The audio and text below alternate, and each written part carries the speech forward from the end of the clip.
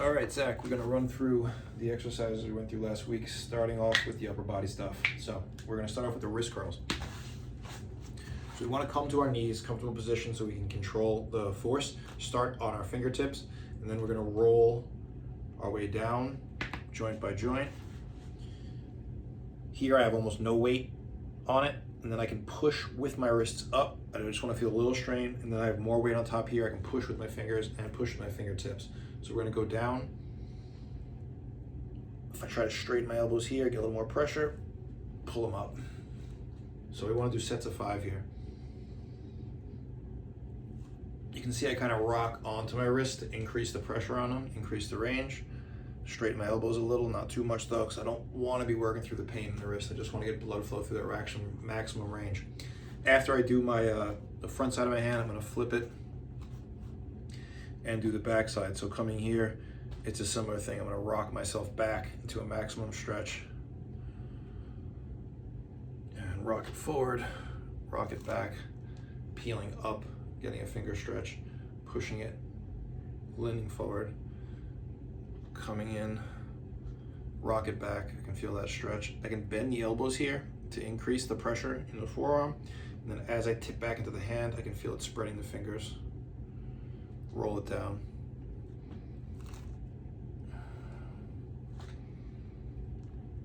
I sit back deeply, a little more.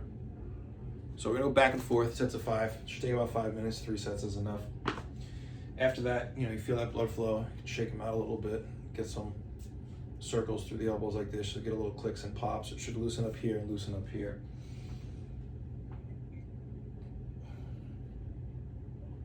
From this, we're gonna work on the deep range of motion push-ups.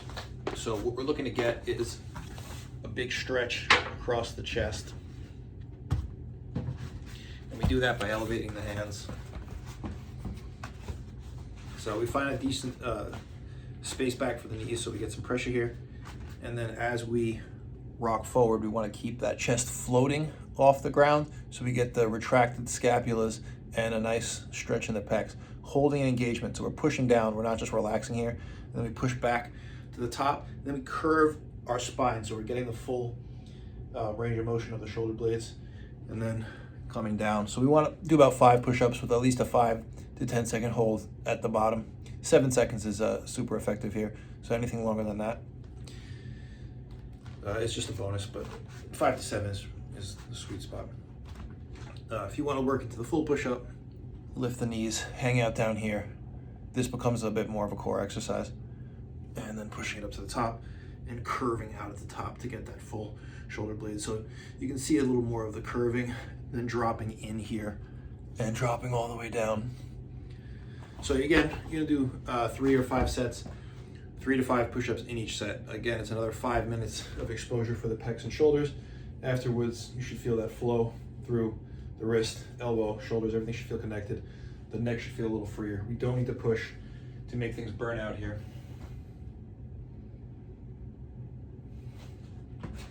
So we're gonna do the back bend walking at the wall. So we start facing the wall, and then we can rotate either in or out. So I'm gonna go in. So my left foot's gonna point out, my back leg steps in, my top hand comes under, and now my top hand goes over the top. Now I'm getting a nice side stretch here, feel that support. Then my bottom hand can come underneath, inside leg comes to the outside, top hand starts rotating me over, and then the bottom foot flips me completely, and then we rotate back. So this leg is gonna come underneath me. That will make this hand coming down easy. Hand goes over the top, and leg comes around. So we can rotate in place.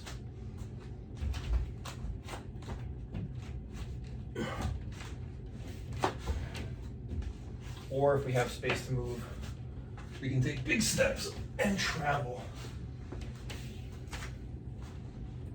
You can play with the depth of it, and whether the hands or the feet go first. So face the wall, hands on it, footsteps, hand rotates, other hand matches it, other foot rotates.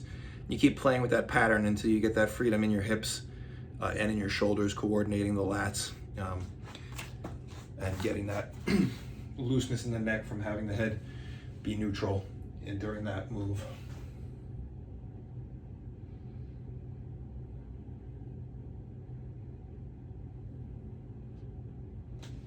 And then the final stuff's gonna be the medicine ball work. So I'm just gonna stay on my knees here for the around the world, just for the camera view.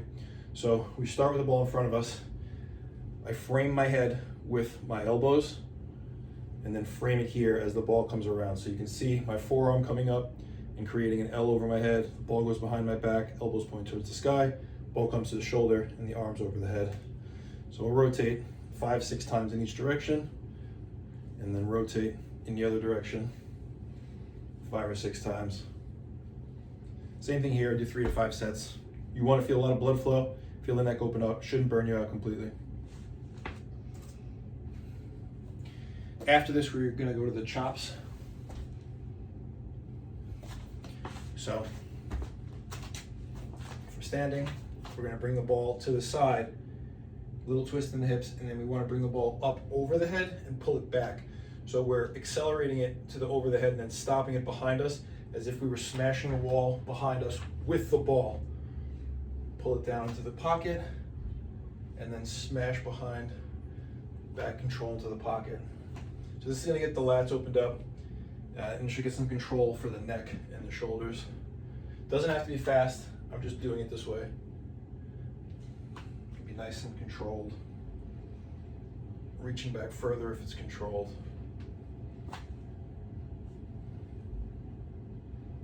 So we do, again, 5 or 6 in each direction, 10 or 12 total.